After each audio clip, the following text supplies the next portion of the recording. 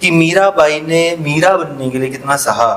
उनको उनके ससुराल पक्ष की तरफ से विरोध सहना पड़ा, अपने मायके पक्ष से विरोध सहना पड़ा, संत समाज से भी कहीं ना कहीं थोड़ा विरोध उनको सहना पड़ा। उनके जीवन शायद आज निखर के इसीलिए आया है कि उन्होंने इतना सहा। गोस्वामी जी ने मानस जी में लिखा है, बिनु तप करें कि तेज विस्तारा। जब तक तप नहीं होगा तब तक तेज का विस्तार नहीं होता। और वो मीरा जी के चरित्र में मैंने बिल्कुल, मुझे महसूस हुआ वो चीज। आप देखिए, मीराबाई को मारने का प्रयास किया गया, उनके ऊपर क्या क्या लांछन नहीं लगाए गए। उनके पति के जाने के बाद भी उनको बहुत बोला गया। समाज में उनको ब्लैक मैजिक उनको कहा गया कि आप ब्लैक मैजिक करते हो, टोटके करते हो, ये और बहुत सा।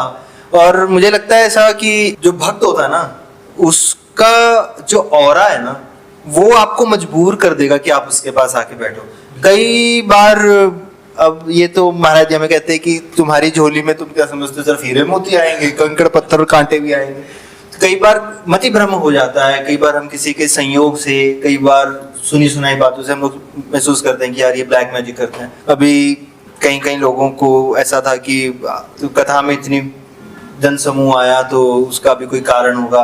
लेकिन मुझे ऐसा लगता है कि जो एक भक्त है ना, वो जहां बैठेगा वहां पर उसका ऑरा लोगों को लेकर के जरूर आएगा। और वो गोस्वामी जी ने मानस जी में कहा ना, जब भगवान मिथिला में घूम रहे हैं तब गोस्वामी जी लिखते हैं, जिन निज रूप मोहिनी डारी, कीन्हे स्ववश सकल नर नारी।